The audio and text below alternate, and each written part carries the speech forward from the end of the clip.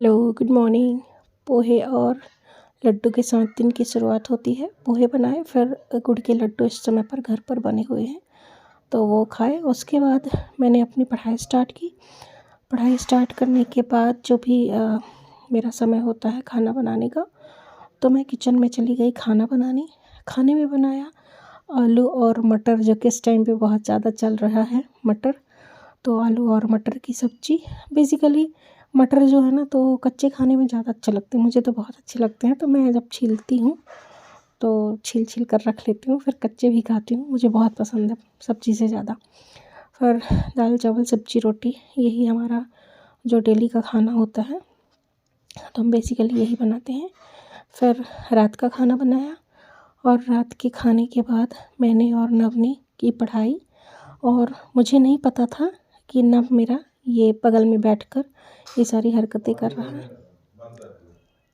तो नव जो है तो मेरे बगल में बैठ गया था और ऐसी ऐसी एक्टिविटीज़ कर रहा था, शायद तो कैमरे में देख देख कर। यही सारा था। फिर हमने पढ़ाई में किया अपना भूगोल का जो चैप्टर मेरा चल रहा है इस टाइम पे, उसको कंप्लीट। भूगोल में प्राकृतिक आपदाएं और संकट के बारे में मैंने पढ़ा। तो प्राकृतिक आपदाएं और संकट जो है ना, दोनों अलग अलग टर्म है। प्राकृतिक आपदाएं जो होती हैं वो प्राकृतिक द्वारा मतलब स्वतः होती हैं, जैसे बाढ़ हो गया, सुनामी हो गया, भूस्खलन हो गया, ये सारी चीज़ें प्रकृति स्वयं करती है। वहीं पे अगर संकट की बात होती है, जो हम संकट पढ़ते हैं, तो वो मानव जनित या फिर मानव की किसी न किसी गलती की वजह से होते हैं। जैसे कि जो भोपाल में गैस त्रासदी हुआ था, ये सारी चीज़ें क्या होती हैं, संकट होती हैं, जो मानव द्वारा स्वतः ही किसी न किसी लापरवाही की वजह से घटित होती हैं। बट इन दुर्घटनाओं का जो परिणाम होता है वो दोनों ही केस में बहुत ही नुकसानदायक होता है। तो यही सारी मैंने चीज़ें अपनी कवर की। फिर उसके बाद मैंने मैपिंग में देखा, मैप में देखा कि कहाँ कहाँ पे ज़्यादा हमारे भूकंप और बाढ़ वगैरह के संभावित क्षेत्र रहते हैं। तो मैप में मैंने देखा और इन सब चीज़ों को पिक्चराइजेशन क्लियर किया, क्योंकि पिक्चराइजेशन बहुत ज़रूरी होता है कि कौन से क्षेत्र में ज़्यादा तीव्रता के भूकंप आते हैं, कहाँ बेसिकली बाढ़ की संभावनाएं रहती हैं। तो जो तटीय इलाके रहते हैं, तो यहाँ बाढ़ की संभावनाएं ज़्यादा रहती हैं, है ना, क्योंकि वहाँ पे तट के साथ साथ सुनामी वगैरह की भी प्रॉब्लम रहती है। जहाँ नदियाँ हैं वहाँ पहाड़ का क्षेत्र रहेगा, जहाँ ढलान वाला क्षेत्र है। तो ऐसे ही सारी चीज़ें घटित होती रहती हैं हमारे प्राकृतिक में। तो इसको बैलेंस करने के लिए ही हमें प्राकृतिक आपदाओं से बचने के लिए, संकट से बचने के लिए ही हमें पर्यावरण का और पारिस्थितिकी का अध्ययन कराया जाता है, जो हम जब सिविल सर्विसेज की प्रिपरेशन कर रहे होते हैं। इसीलिए ताकि हम जो है तो पारिस्थितिकी और पर्यावरण का अध्ययन करके जो सस्टेनेबल डेवलपमेंट है उसको हम लोग जारी रखने की कोशिश करें, और अपने जो पर्यावरण को है उसको सुरक्षित और संरक्षित करें। इसके साथ ही जो हमारे संसाधन हैं, चाहे वो जल हो, मतलब जो भी कुछ संसाधन है उसका सही से सदुपयोग करना हमें सीखना है।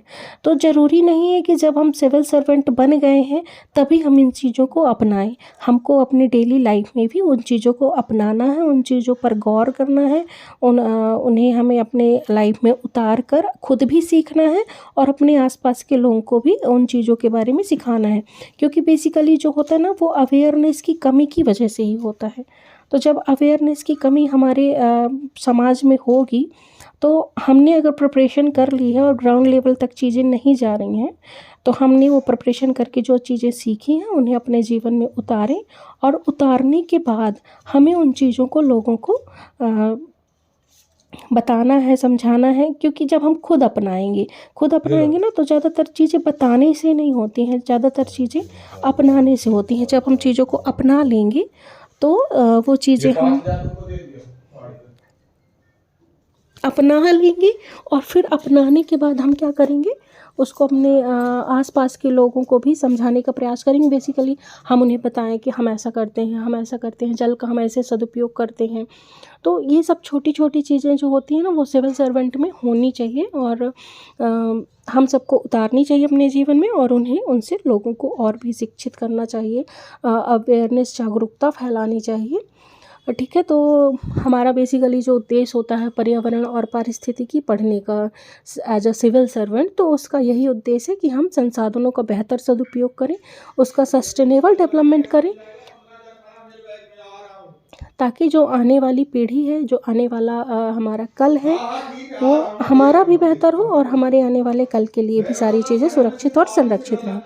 तो सभी संसाधनों का हमें बेहतर सदुपयोग करना सीखना चाहिए और खुद अपनाना चाहिए। मेन बात होता है अपनाना चाहिए। और जब हम पॉलिटी पढ़ रहे होते हैं तो फंडामेंटल ड्यूटीज़ पढ़ते हैं ना, तो फंडामेंटल ड्यूटीज़ इसीलिए हमें पढ़ाई जाती हैं कि हमारा जो अपने राज्य के प्रति, अपने राष्ट्र के प्रति जो हमारे कर्तव्य हैं उनका भी हम पालन करें। ठीक है। तो मतलब छोटी छोटी चीज़ों को ही जब हम अपनी लाइफ में उतारते हैं तो हम एक बेहतर व्यक्तित्व को निखार कर सामने लाते हैं। तो मतलब देखिए, मेरा ये उद्देश्य नहीं है कि मैं आप लोगों को बहुत ज़्यादा गाइड करूं या फिर बहुत ज़्यादा चीज़ों को समझाऊं। सभी लोग पढ़ रहे हैं, सभी लोग प्रिपरेशन कर रहे हैं, तो जानती हूँ कि सब समझदार हैं। बट हो गया, एक बात करने का अपना तरीका हो जाता है कि इधर उधर की बातें ना करके हम अपनी जो पढ़ाई की चीज़ें हैं जो उन्हीं के बारे में बातें करें, उन्हीं को अपने जीवन में उतारें, समझें और एक दूसरे से बातों को शेयर करें। ठीक है। तो आज के वीडियो में इतना ही। अगर वीडियो अच्छा लगा हो तो लाइक, शेयर एंड सब्सक्राइब कीजिए और वीडियो में बने रहने के लिए थैंक यू। और आज के ब्लॉग में इतना ही। ठीक है। आप लोग गुजिया खाइए, गुजिया बनी हुई हैं हमारे यहाँ, तो मुंह मीठा कीजिए और मस्त रहिए, खुश रहिए। ठीक है। Bye bye, take care.